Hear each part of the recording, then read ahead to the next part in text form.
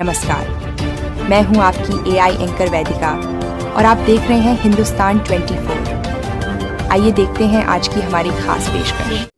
हमारे साथ उत्तराखंड प्रदेश कांग्रेस की मुख्य प्रवक्ता गरिमा मेहरा जी जिस तरह से जो है अंकिता भंडारी केस में फैसला आया, फैसले के बाद जिस तरह से मुख्यमंत्री ने कहा कि हमने जो है पीड़िता के पिता को नौकरी दी है, वही पीड़िता के पिता ने एक वीडियो बयान जारी कर कहा कि मुझे अभी तक ऐसी कोई नौकरी नहीं मिली है। कि सीधे सीधे कहा जाए कि मुख्यमंत्री ने एक बड़ा झूठ बोला है।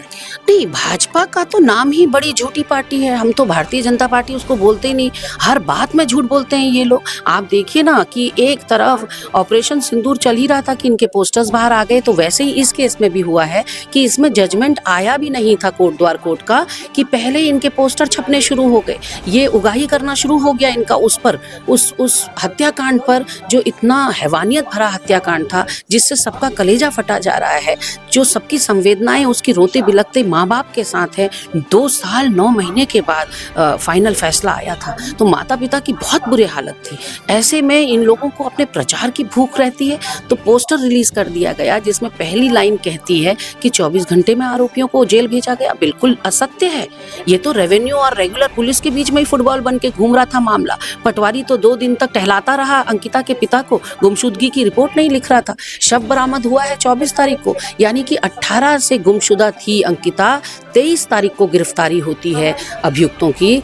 और कहा जा रहा है पोस्टर में कि 24 घंटे के अंदर, फिर कहा जा रहा है कि 3 बार सरकारी वकील बदले। हमारी जानकारी में 1 बार पत्र लिखा था, जितेंद्र रावत को बदल दीजिए, ये मेरा केस वीक कर रहा है या आरोपियों की तरफ से पैरवी कर रहा है। उन बदल के 1 महीने के बाद मुख्यमंत्री ने उन्हें अवनीश नेगी दे दिए। बस ये हमें पता है, उसमें 3 बार का जिक्र है कि 3 बार मुख्यमंत्री ने सरकारी वकील बदले।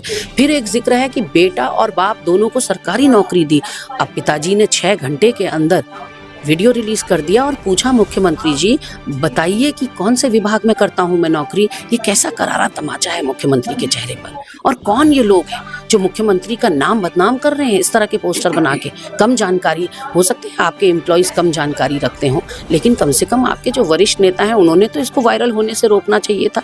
उन्होंने तो इसको जो है सोशल मीडिया से खींच ले, पुल ऑफ कर लेना चाहिए था। लेकिन नहीं, सब ऐसा लग रहा है कि धामी धामी की जय करने में इतनी अंधी हो गई है पूरी की पूरी भाजपा की, उनको सच और झूठ का फर्क ही नहीं समझ में आता। गरिमा जी, फैसले पर आप लोगों ने कहा कि मैं अदालत के फैसले का हम सम्मान करते हैं, लेकिन आपने कहा कहीं न कहीं जो जांच की प्रक्रिया थी उसमें जो कोताही बरती गई, इसलिए जो है जो सजा होनी चाहिए तो वो सजा नहीं हो पाई। हाँ, हमने ये कहा कि पूरा सम्मान है कोटद्वार कोर्ट का, इसलिए क्योंकि कोर्ट के समक्ष तो जो कुछ भी प्रस्तुत किया गया, आप सोचिए 500 पेज की चार्जशीट प्रस्तुत की गई, 47 लोगों की इसमें टेस्टिमनी हुई है, बयान हुए हैं, बहुत ज़्यादा इसमें जो है क्या बोलते डॉक्यूमेंटेशन भी प्रस्तुत किया गया है। उसी के आधार पर उन्होंने जो है कठोर आजीवन कारावास दिया है तीनों को। लेकिन पूरी उत्तराखंड की जनता बिल्कुल दिल थाम कर बैठी थी कि इन तीनों को फांसी की सजा होनी चाहिए, क्योंकि कृत्य इतना हैवानियत भरा था। उस बच्ची के सपने चकनाचूर कर दिए, उसका भविष्य चकनाचूर कर दिया, उसके माता पिता किससे जीने का लक्ष्य छीन लिया आपने। तो कहीं ना कहीं पहले दिन से इसमें लीपापोती हो रही है और जो सबूत नष्ट किए गए, बुलडोजर चला दिया जाता है। बच्ची लापता है, ये भी पता नहीं कि बच्ची जिंदा है या मर गई, उसका शव नहीं मिलता। लेकिन आप जो है 23 तारीख को, 24 को शव मिलता है, आप 23 की रात को आनंद फानन में पूरा वरंतरा रिजॉर्ट ढहा देते। मैं नहीं मानती कि रेणु बिष्ट जो भाजपा की विधायक है वो इतना कम पढ़ी लिखी या इतना अल्प बुद्धि, उसके पास अल्प ज्ञान है कि उसको ये भी जानकारी नहीं है कि क्राइम सीन या क्राइम स्पॉट के संग छेड़खानी नहीं की जाती है।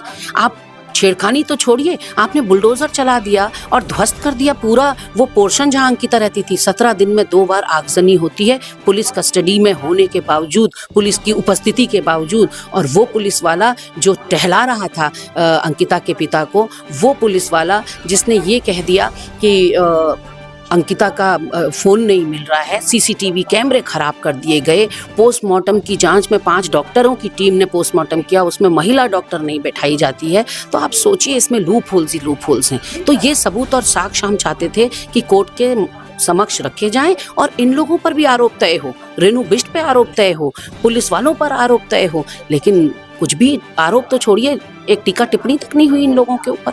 और रेणु बिष्ट कह रही हैं कि पुष्कर सिंह धामी ने आदेश दिए, डीएम कह रहा मैंने आदेश नहीं दिए, मैं जांच बैठाता हूं कि किसके आदेश से ध्वस्त हुआ। तो ये पूरा जो है चक्रव्यूह में हमें फंसाया जा रहा है जनता को। और मैं सिर्फ ये जानना चाहती हूँ, ये सब लोग कानून से ऊपर हैं क्या? एक आम आदमी अगर ये कर सकता है तो बताएं ना हमको कि क्या क्राइम सीन के साथ छेड़खानी की जा सकती है। यानी कि मुख्यमंत्री और ये विधायक, ये डीएम, ये डीजीपी सब जो हैं उससे ऊपर हो गए, नियम कायदे कानून से ऊपर हो गए, इनके ऊपर कोई कार्रवाई नहीं होनी चाहिए। तो हम आज भी सीबीआई जांच की मांग करते हैं और उसकी मां ने तो मीडिया में कह ही दिया है कि मैं हाईकोर्ट का दरवाजा खटखटाऊंगी, मेरी अंकिता को, आत्मा को शांति नहीं मिलेगी इस आजीवन कारावास से। एक आखिरी सवाल, जो सबसे बड़ा सवाल है, जो जनता के जहन में बहुत बड़ा सवाल है, आखिर वो वीआईपी कौन? इस पूरे प्रकरण में अंकिता का जो व्हाट्सएप चैट था उसमें का एक वीआईपी को स्पेशल ट्रीटमेंट के लिए मुझ पर दबाव बनाया जा रहा है, लेकिन आज तक उस वीआईपी का नाम पर्दे से बाहर नहीं है। देखिए, दबी जुबान से तो सभी वीआईपी का नाम ले रहे हैं, उत्तराखंड वालों को पता है वीआईपी कौन है, लेकिन बस बात इतनी है कि उसके खिलाफ जो साक्ष्य और सबूत हैं वो नष्ट कर दिए गए हैं। तो अंकिता का फ़ोन ही रिट्रीव नहीं किया गया। ये सारी चैट तो उसके दोस्त के फ़ोन से निकाली गई है, जो उसने अपने दोस्त से 17 तारीख को वार्तालाप किया, मिसिंग होने से एक दिन पहले। ऐसे में वीआईपी सफ़ेद पोश है, ये सबको पता है। सत्तारूढ़ दल से उसका संबंध है, ये सबको पता है। वरना इतना चक्रव्यूह, इतना जो रणनीति अपनाई गई है, जो ये षड्यंत्र रचा गया है साक्ष्य और सबूतों को मिटाने वाला, ये ऐसे ही थोड़ी होता।